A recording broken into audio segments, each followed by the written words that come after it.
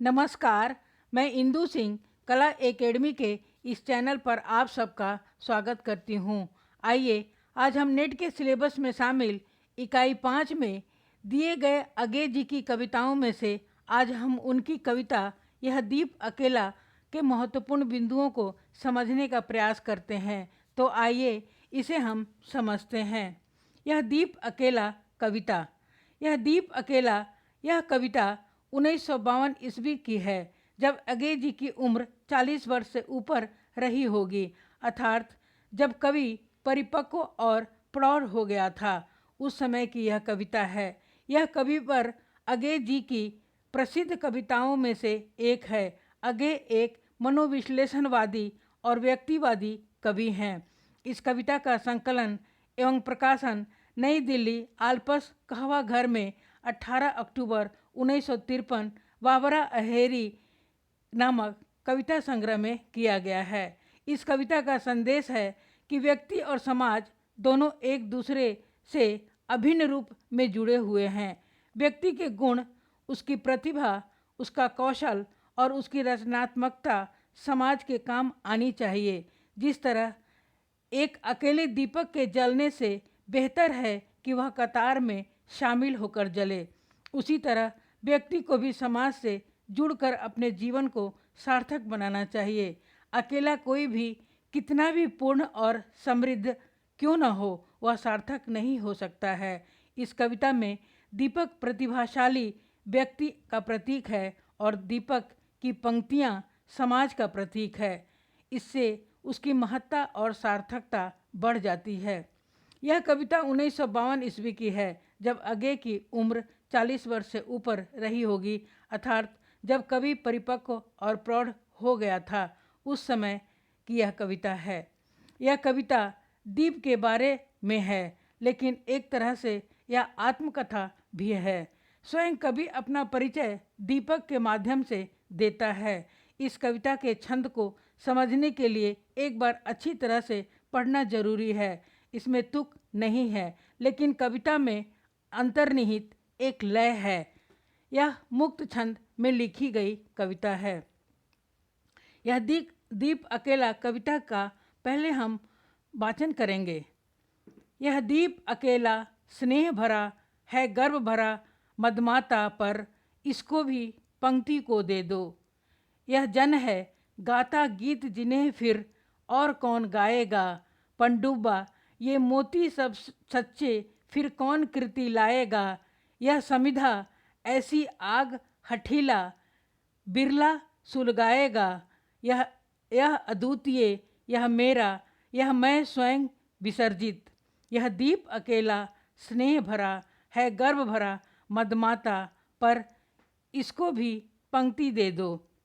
यह मधु है स्वयं काल की मौना का युग संचय। यह गोरस जीवन काम धेनु का अमृत पूत पय। यह अंकुर फोर धरा को रवि को तकता निर्भय। यह प्रकृत स्वयंभू ब्रह्म अयुत इसको भी शक्ति को दे दो। यह दीप अकेला स्नेह भरा है, गर्व भरा मदमाता पर इसको भी पंक्ति दे दो। यह वह विश्वास नहीं जो अपनी लघुता में भी कांपा, वह पीड़ा जिसकी गहराई को स्वयं उसी ने नापा। कुत्सा अपमान अवज्ञा के धुंधुआते कड़वे तम में यह सदा द्रवित चीर जागरूक अनुरक्त नेत्र। अलंब बाहु यह चीर अखंड अपनापा। जिज्ञासु प्रबुद्ध सदा श्रद्धामय इसको भी भक्ति को दे दो। यह दीप अकेला स्नेह भरा है, गर्व भरा मदमाता पर इसको भी पंक्ति दे दो। नई दिल्ली आलपस कहवा घर में 18 अक्टूबर 1952 ईस्वी।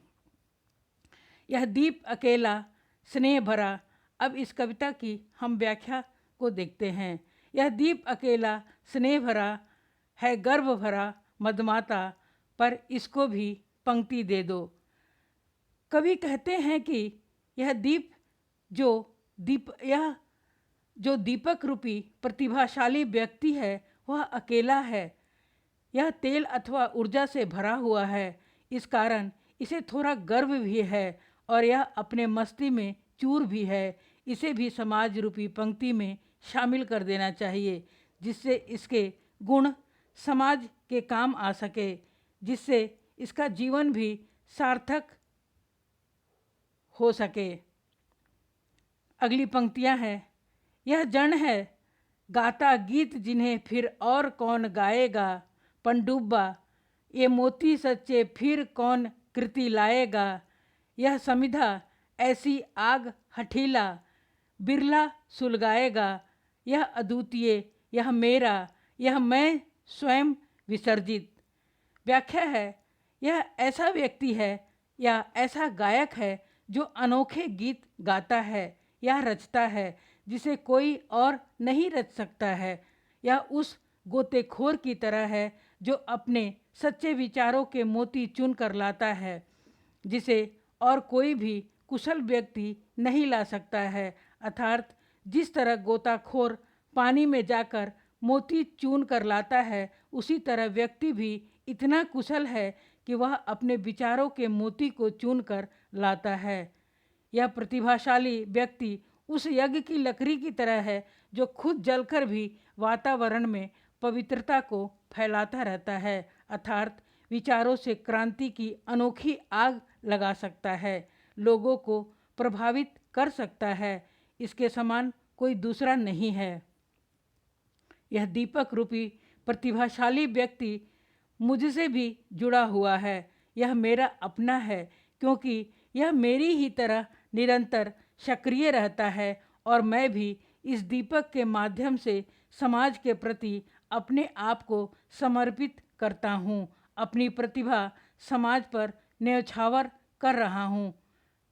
अगली पंक्ति है। यह दीप अकेला स्नेह भरा है गर्व भरा मदमाता, पर इसको भी पंक्ति दे दो। व्याख्या यह है कि यह दीपक अकेला है और ऊर्जा से भरा हुआ है, यह अभिमान से भरा है, पर अपनी ही मस्ती में चूर है, लेकिन इसे भी समाज रूपी पंक्ति को अर्पित कर देना चाहिए ताकि इसकी भी सार्थकता बढ़ जाए। अगली पंक्तियां हैं। यह मधु है स्वयं काल की मौना का युग संचय, यह गोरस जीवन काम धेनु का अमृत पूत पय, यह अंकुर फोड़ धरा को रवि को तख्ता निर्भय, यह प्रकृत स्वयंभू ब्रह्म अयुत, इसको भी शक्ति को दे दो। यह प्रतिभाशाली व्यक्ति मधु यानी शहद के समान है, जिसे स्वयं समय रूपी काल अर्थात मधुमक्खियों ने जमा किया है। जिस प्रकार शहद बनने में समय लगता है, उसी प्रकार रचनाओं को भी बनने में समय लगता है। ये दही और मक्खन के समान है जो असाधारण है।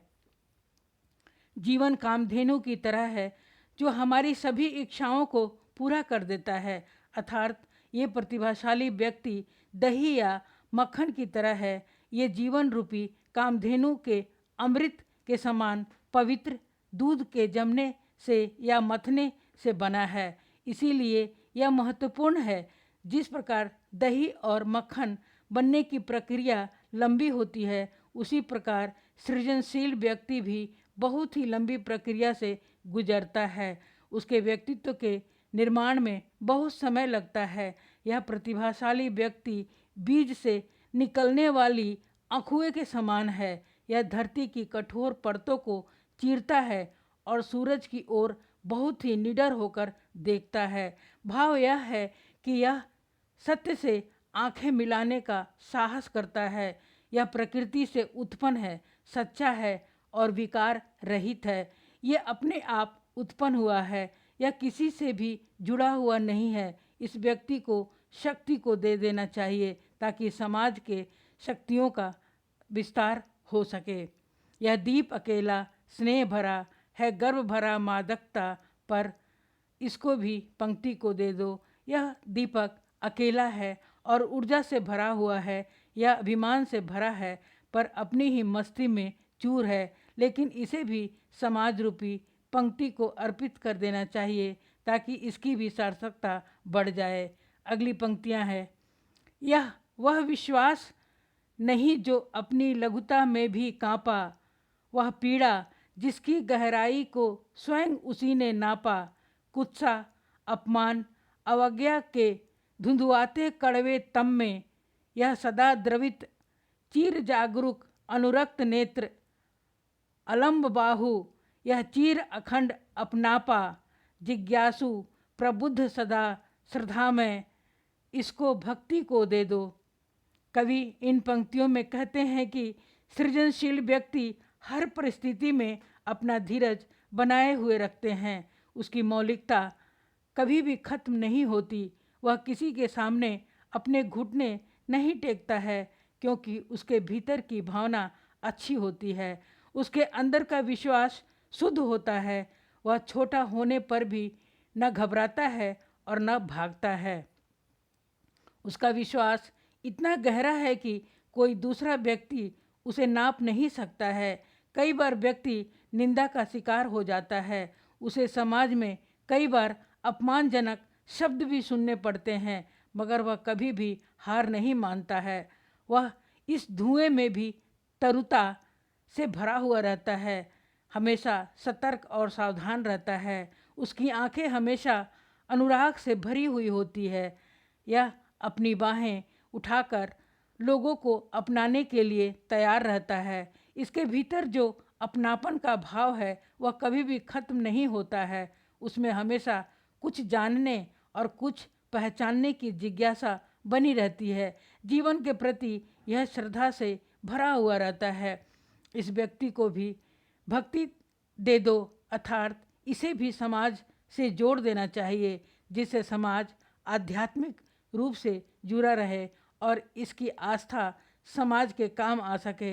अर्थात यह जो दीपक रूपी प्रतिभाशाली व्यक्ति है यह अकेला है, यह तेल अथवा ऊर्जा से भरा हुआ है। इस कारण इसे थोड़ा गर्व भी है और यह अपने मस्ती में चूर भी है। इसे भी समाज रूपी पंक्ति में शामिल कर देना चाहिए, जिससे इसके गुण समाज के काम आ सके, जिससे इसका जीवन भी सार्थक हो सके और समाज भी प्रगति कर सके। यह दीप अकेला स्नेह भरा है, गर्व भरा मदमाता, पर इसको भी पंक्ति दे दो। यह दीपक अकेला है और ऊर्जा से भरा हुआ है, यह अभिमान से भरा है, पर अपनी ही मस्ती में चूर है, लेकिन इसे भी समाज रूपी पंक्ति को अर्पित कर देना चाहिए ताकि इसकी भी सार्थकता बढ़ जाए। इस कविता में व्यष्टि से समष्टि के मानवीय संबंध को कवि ने उजागर किया है। यहाँ लघु मानव की प्रतिष्ठा भी स्थापित है। कवि ने व्यक्ति के महत्व को समाज से जोड़कर देखा है। दीप व्यक्ति का प्रतीक है और पंक्ति समाज का प्रतीक है। कविता पर प्रयोगवादी शैली का प्रभाव है। इसमें तत्सम शब्दावली का प्रयोग हुआ है। कवि इस कविता में स्वयं को इसी व्यक्तित्व रूप में अर्जित करते हुए समाज में स्वयं को विसर्जित कर देना चाहता है। कठिन शब्दों के अर्थ इस प्रकार हैं: कृति भाग्यवान या कुशल, पंडुबा गोताखोर, समिधा यज्ञ की सामग्री, बिरला बहुतों में एक, विसर्जित त्यागा हुआ, गोरस दूध या दही, निर्भय भय रहित या निडर, स्वयंभू ब्रह्मा या स्वयं पैदा हुआ, अयुत पृथक या 10,000 की संख्या, कुत्सा निंदा, उन्मोचन मुक्त करना या ढीला करना, नश्वरता मिटना या नाशशील। जय हिंद। आप सब ने इस वीडियो को सुना और देखा, इसके लिए मैं आप सबका धन्यवाद करती हूँ। कृपया वीडियो को लाइक, सब्सक्राइब और शेयर अवश्य करें ताकि अन्य विद्यार्थी भी इससे लाभान्वित हो सकें। धन्यवाद।